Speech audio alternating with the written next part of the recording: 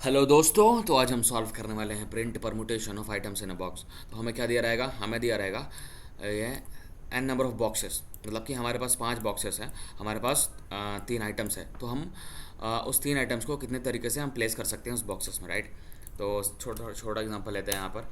पहले चार बॉक्सेस ले लिया, हमारे पास 2 आइटम्स, राइट। तो मैं रन करा के दिखा देता हूँ कि इन 2 आइटम्स को इन 4 बॉक्सेस में हम कितने तरीके से अरेंज कर सकते हैं। जैसे कि पहले पोजीशन में हमने 1 रखा, फिर 1 रखा, राइट। 1 रखा। मैं आपको ऐसे समझा सकता हूँ, देखो क्या समझाता हूँ मैं। देखो हमारे पास 4 बॉक्सेस, राइट। 4 बॉक्सेस है हमारे पास, और हमारे पास सिर्फ 2 आइटम है, ठीक है। 4 बॉक्सेस है, मतलब कि ये 4 बॉक्सेस है भाई, 1 2 3 4, राइट। और 2 आइटम्स है, मतलब 1 और 2, ठीक है। तो 4 बॉक्सेस है भाई। तो अब क्या होगा कि मैं एक तो मेरा ये होगा कि या तो मैं 1 को यहाँ डालूँ, उसके बाद मैं क्या कर सकता हूँ कि 2 को मैं यहाँ डाल सकता हूँ, या फिर 2 को मैं यहाँ डाल सकता हूँ, या फिर मैं 2 को यहाँ डाल सकता हूँ, ठीक है। तो वही है, दिखाता हूँ मैं।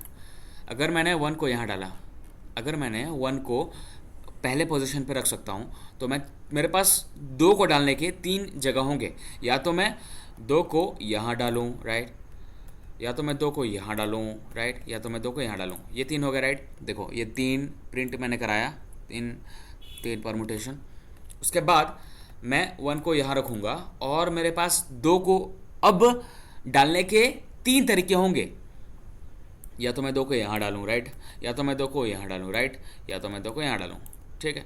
तो उसी तरह से अगर मैं 1 को इस सेकंड पोजीशन पे रखता हूँ, तो मेरे पास 2 को डालने के 3 तरीके होंगे। उसी तरह से अगर 1 को थर्ड पोजीशन पे रखता हूँ, तो भी मेरे पास 2 को डालने के 3 तरीके होंगे।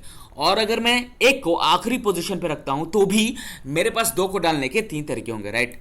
सो इस तरीके से टोटल हमारे पास 4 × 3, दैट इज 12 परमुटेशन है, राइट। तो गैस यही है, यही क्वेश्चन था। और बस अपन को आइटम्स, मतलब नंबर ऑफ बॉक्सेस दे रखे हैं और आइटम्स दे रखे हैं, राइट।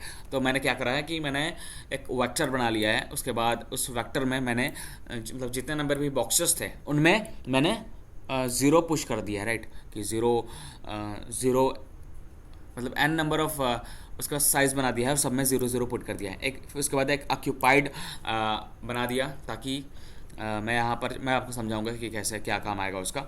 वो है इंट और बूल टाइप का, राइट। उसके बाद सॉल्व फंक्शन मैंने कॉल कर दिया है। देखो तो बहुत ईजी है गाइस, बस इतना सा कोड है अपना,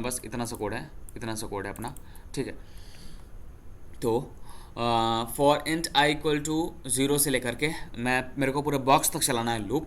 और if occupied of that position, मतलब कि अगर मैं पहले 0th पोजीशन अगर ऑक्यूपाइड है, तो मैं कंटिन्यू कर दूंगा, क्योंकि मैं वहाँ नहीं रख सकता ना भाई।